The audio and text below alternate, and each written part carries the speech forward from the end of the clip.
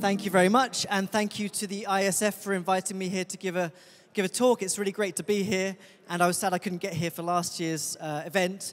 It's also great to have been having conversations with IeSF over the years about this area, which is incredibly exciting, and I've seen so much change even in the last year. I've spoken to some of you about this, but what I want to do over the next sort of 10 minutes is to give you a bit of a whirlwind into some of the things that I see as being part of the broader ecosystem of esports. And I work broadly in sort of future media technology, and so what I'll try to do is paint a picture of how I see the future of esports, bearing in mind a number of other things happening around the industry. And so I want to jump straight into that, but give you a bit of a sense of the context here. And I think already hearing about plans for new esport arenas, we're very aware of how sport is this theatrical space within which a range of creative opportunities exist.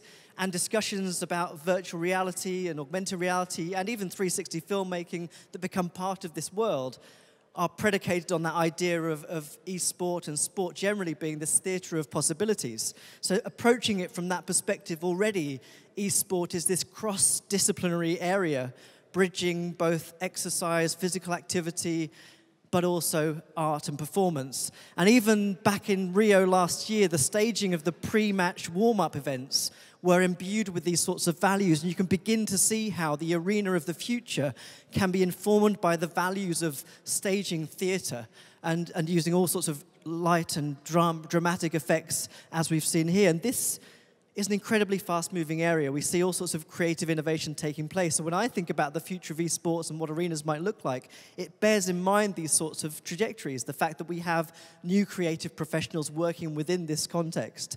So the history is also, I think, informed by a number of other ideas about simulation. This came up a little bit yesterday when we talked about table tennis in virtual reality and whether it replicates table tennis or becomes something different. But simulation's been a part of sport for many years, and we can look back to even something like the treadmill as a way of simulating a running experience, but even go further back and see how ergometers have been used in all sorts of ways historically.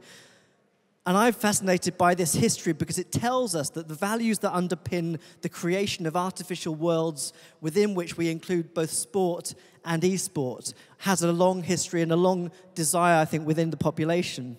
Now, I want to draw attention to three major trends that I think are happening within this realm, and the first one is to think about this game from last year, Pokemon Go, which for me is a good example still of how the world of esport is much more expansive than even what we see in traditional publishing titles at the moment. And for those who played esport, anyone played Pokemon Go? Hands up, who had a go? So a few people. For those that haven't played it before, this is a bit of a walkthrough of the game, but we had this kind of flash-in-the-pan experience with an augmented reality application that, for one of the first occasions, led to this physically active e-gaming experience. Young people traversing the physical world through their mobile devices, capturing Pokemons as they go around. And we begin to see this connection between physical activity and digital gaming. And so within Pokemon Go, we have a sense of this future, this prospective future where esports is making that connection to those traditional physical activity environments, which includes sports themselves. So with Pokemon Go, we get a sense of this future, this possible connection that's being made. We can go even further, though, I think, and a lot of the areas that I work in relate to health and healthcare, and within the mobile health industry, we see a huge number of things that are happening. We talked a bit about data earlier, and with data alone, we see things like this. This is a calorie-counting application for Instagram that will change the pictures of products into information about the calorific content of the products themselves. So what this application is doing is transforming the photograph or the picture of the product into its nutritional information. And again, this sort of transformation of the physical world, the layering onto it of augmented content, is a good example of how we see innovation take place around it. So the mobile fitness world and the mobile health world is another connection I think can be made, and certainly over the last couple of years I've seen a lot of people interested in trying to articulate how esports can be explained or even justified by looking at the health benefits of this sort of physical, this sort of what I would say is a physical activity, and I'm perfectly comfortable with the idea that in fact esports are physically active. Mixed reality is also something we haven't talked too much about, but the discussions about virtual reality and augmented reality lead into this expansion into the mixed reality experiences. This is one of the applications I mentioned yesterday, which is the WizDish rover, and you can see this 360 platform where you can be Pac-Man within the labyrinth, running around whilst you're on this physical simulator. So these sorts of prototypes are becoming part of the gaming world and becoming part of the experiences that we see on the horizon. And again, just to implore you to think about where esports might be in 10 years from now, the idea of the console, the idea of the interface being a game controller is something that I think is likely to change. Again, I mentioned this yesterday, the augmented reality table tennis table, which projection maps down onto the table and gives you a different experience, not something that is trying to replicate conventional table tennis, but maybe something that adds a bit more fun to it for some people, or changes the way in which they train, or makes it somehow more dynamic for them. And I think that's one aspect of what digital can bring to sports and how it can connect with esports, is this additional layer of immersiveness or engagement or just fun. And one thing to mention also is that I spoke about the currency of technology and how the integration of technology within traditional sports, building on esport values, is a way of creating new markets, new populations of interest, new ways of actually engaging with the sports themselves. So mixed reality is a big area, I think, as well, and we can see how this expands also into gymnasia, and I'm a big fan of putting virtual reality and gaming into gymnasia. We see the beginnings of that with the Les Mills Immersive Studio, where you can take your spinning class within this kind of VR cave and be spinning and cycling around a fantasy environment. So these are all part of what I would see as the ecosystem that operates around esports.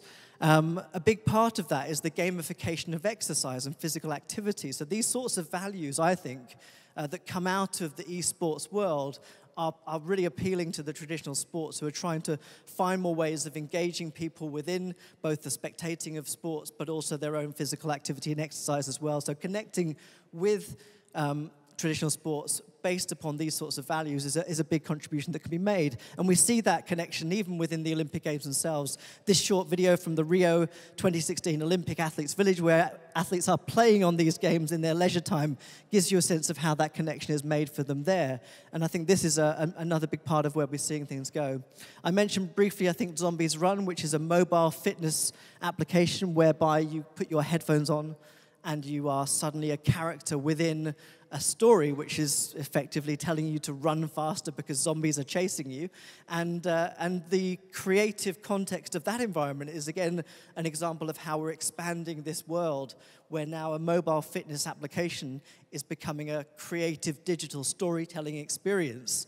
And so here we have, again, an example of a gamified physical activity that will reach a number of different people who perhaps aren't engaged by the idea of being present within the traditional esports environment, or indeed the traditional sports environment. It's something completely different.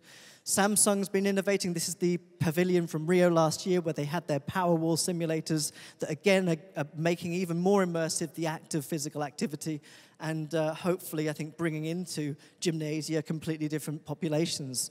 And I think we will see in the future that massive digital transformation of the gym, where these sorts of things are a big part of what takes place there. And I'd like to see certainly that kind of level of integration.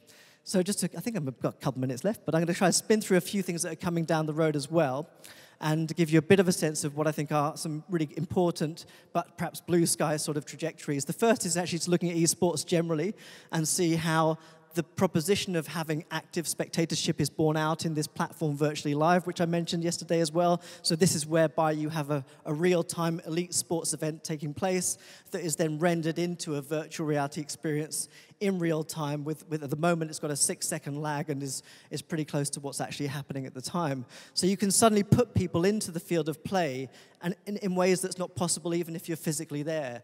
So rather than actually having to be sort of sat in a seat, if you're there, you can be anywhere within the racing track at all, or be located within a car as it's going around. So these are completely novel experiences and new dimensions of what esports can bring to the traditional sports experience.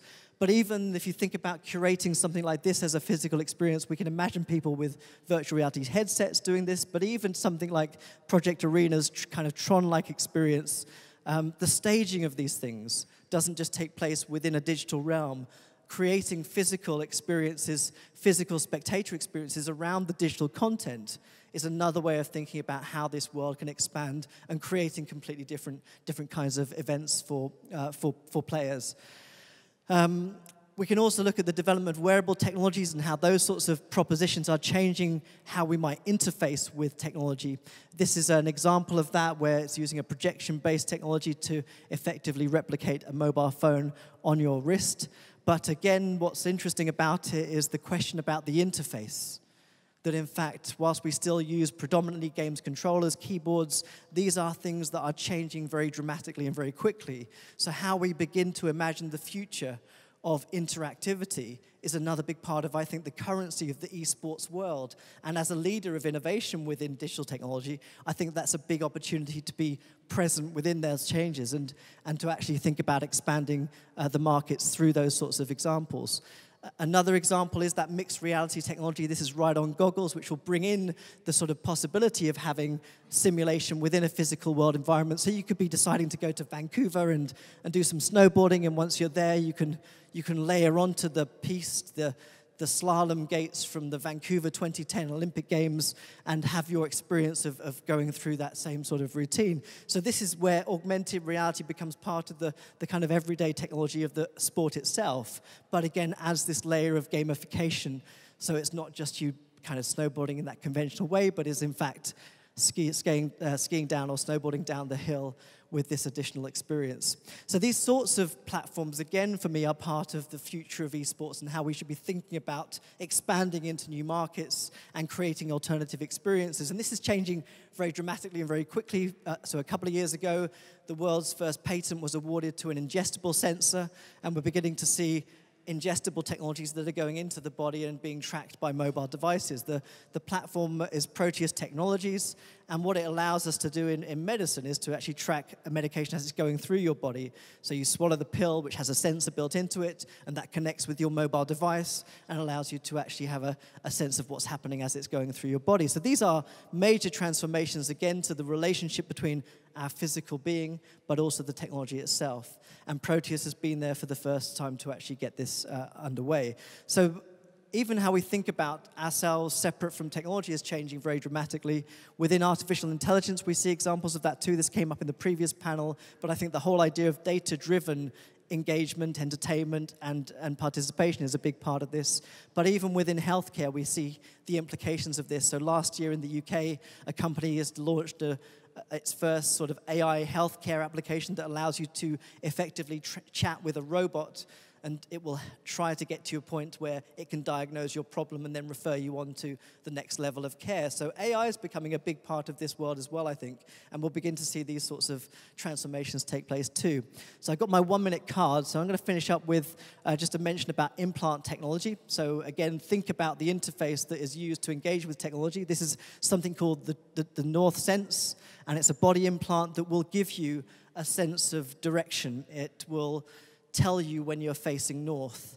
And we're beginning to see technology becoming much more integrated within our physical being. You think about Google Glass from a few years ago, it's a step in that direction. So the interface of the esport player is, in fact, I think, changing in this sort of direction where it's becoming a much more seamless interface with ourselves. So I'm going to wrap up on one final thing, which is the Chalkbot from a few years ago. This is a machine that would receive SMS messages and then paint them on the road of the Tour de France as the event is taking place. And what is interesting to me about that is we have this integration of quite low-level technology, SMS, which most people can kind of do, and this extremely kind of sophisticated robot that would then paint it on the road. But then at the next level is the integration of the broadcaster. So as you're watching the Tour de France go by, you have the content of those SMS messages played out within the television screen. And those three elements, the spectator, the athlete, and the broadcaster, I think is an interesting triangle to think about where innovation is taking place. And the disruption that esports is bringing, I think, is transforming each of those different areas. So I'll leave you with that thought, but to mention, go back to my original point, which is to think about this expanded definition of esports that will allow the industry to move into new sectors, expand its audiences, but also draw on the fact that we are an incredibly dynamic technology community. and that's incredibly appealing to the sports sector, but also the sectors that it relates to. So thank you very much.